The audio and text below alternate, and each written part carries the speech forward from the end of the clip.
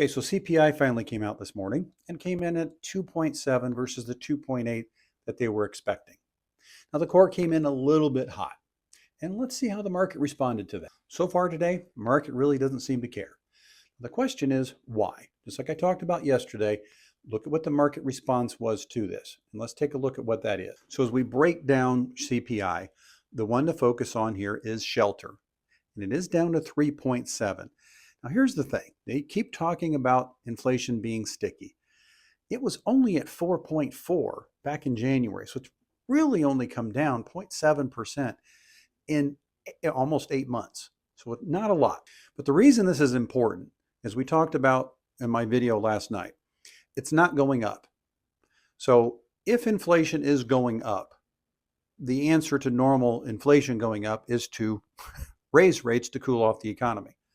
In this particular situation, it's not going down, but it's also not going up. It's kind of stabilizing, which really could lead to the fact that, the Fed can look and go, okay, over time, it's still trending down, and maybe they could cut a quarter, and maybe it won't hurt. But again, let's take a look at what the bond market is saying. Now, the bond market, at least at the moment, is actually the yield is going up.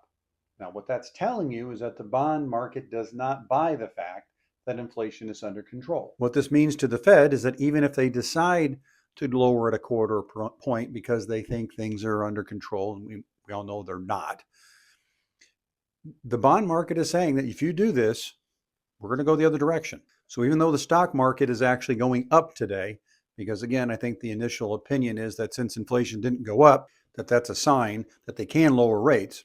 Which again, I'm telling you, it's not, because the bond market is not saying that. The market increase here is probably more towards the fact that Trump is extending the China tariffs another 90 days than it is about what's happened with CPI. And again, that's what the bond market's telling you. Give me your comments. Dickie out.